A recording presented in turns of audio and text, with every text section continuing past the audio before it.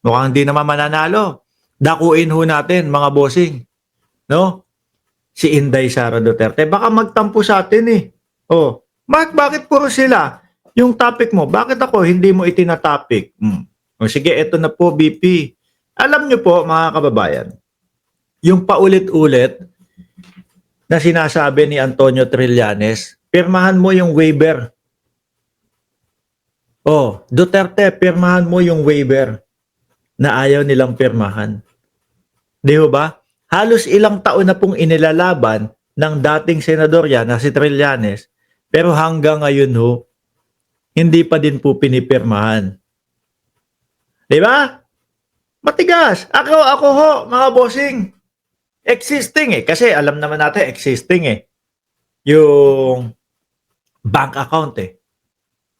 Ako ho, kung wala akong tinatago doon sa bank account na yon, nung unang araw pa lang, o unang linggo pa lang, na kinukulit ako ni Trillanes, napakita ko, na pirmahan ko yung waiver na, ipinakita ko na yan.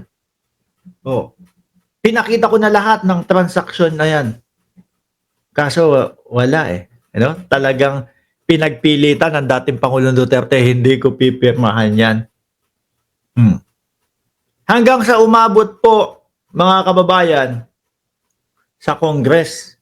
Ito nga, no, yung huling pagpunta nila sa Congress, na napilitan lang ho sila na pumunta sa Congress, mga kababayan. Bakit? Kasi nagyabang si Panelo. Ang niyabang ni Panelo, o tingnan mo yung Congress, kung kailan sinabi namin na pupunta kami doon sa Congress, saka naman kinancel yung hearing sa Congress.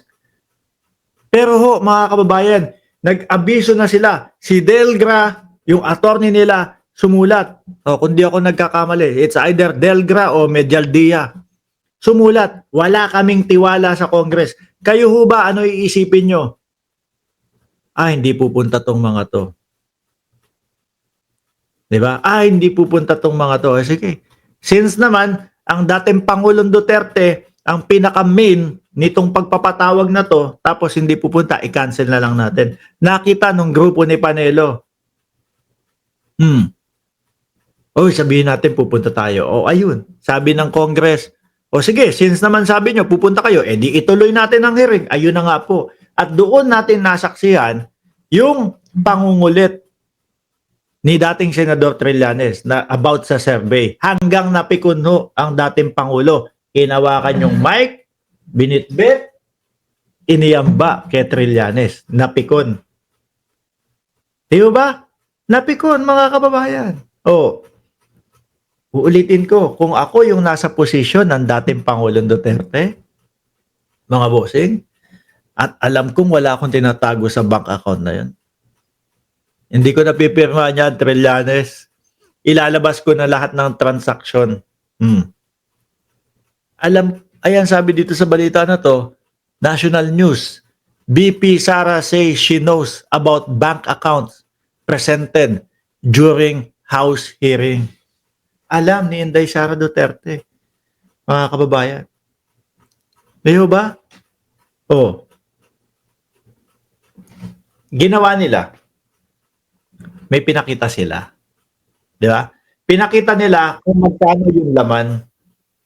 Si Miyamoto tumatawag.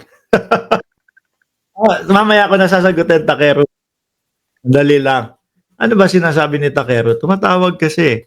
Meron silang ipinakita, mga boss chief amo sir, ipinakita ho nila yung mismong kung magkano lang yung laman. Ano po? Pero hindi nila ipinakita yung mismong transaction. Hindi ho ipinakita na, ganito, meron pumasok na 2 bilyon. Hindi nila pinapakita yun. Merong lumabas o isinalin na 2 bilyon. No? Yun ang gustong makita ni dating Senador Trillanes, mga kababayan. Pero ang ginawa nila, ang ipinakita lang ho nila, yung kung ano lang ho yung laman. Kasi ang dali lang ho nun eh. Kunyari, Mark Ramos account. Ano ba to? The flight ko to, ticket. Saan papunta to? Miami. O eto, no, kunyari ganito. Eto, yung bank account ko.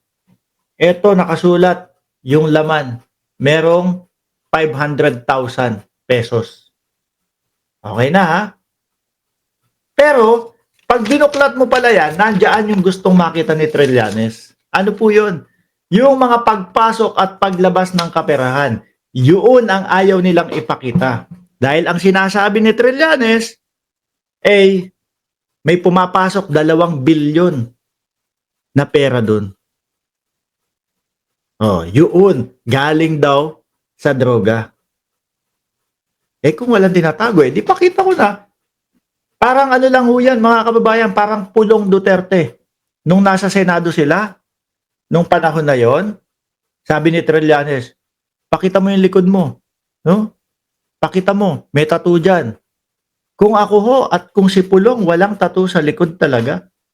Para mapahiya si Trillanes, pakita ko na. Oh, may nakita kang tattoo? Wala.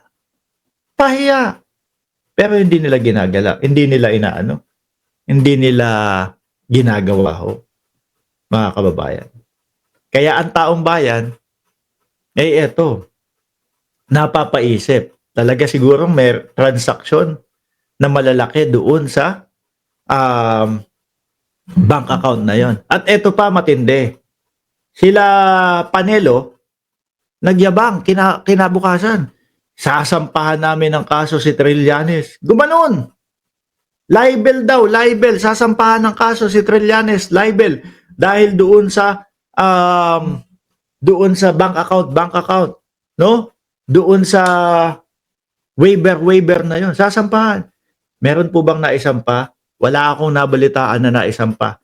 Wala akong nabalitaan na natuloy. Bakit? Kasi kapag ka natuloy yon, mga bossing, pihado ho ako na panigurado ho, mga kababayan, pag natuloy yon, ang sasabihin ng judge, o sige, sinampahan nyo ng kaso na libel si Trillanes. Ngayon, para mapatunayan na talagang sinisiraan kayo ni Trillanes, buksan natin yung bank account na yan. Pag wala tayong nakita na malalaking mga transaksyon, ibig sabihin, sinisiraan niya kayo ni Trillanes. Pero kapag may nakita, mukhang lagot sila sa taong bayan.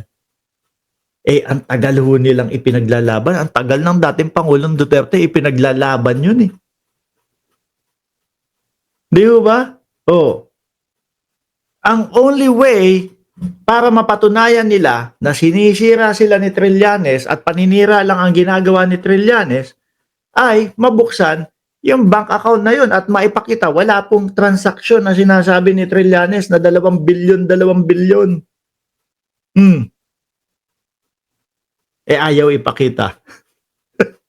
Di ba? Kaya hindi sila makapagkaso ng libel kay Trillanes. Ngaw-ngawan lang ho. Mga kababayan, ngaw-ngawan lang ho. No? Ibig kong sabihin, wala lang. Masabi lang. Natakot lang. Oh,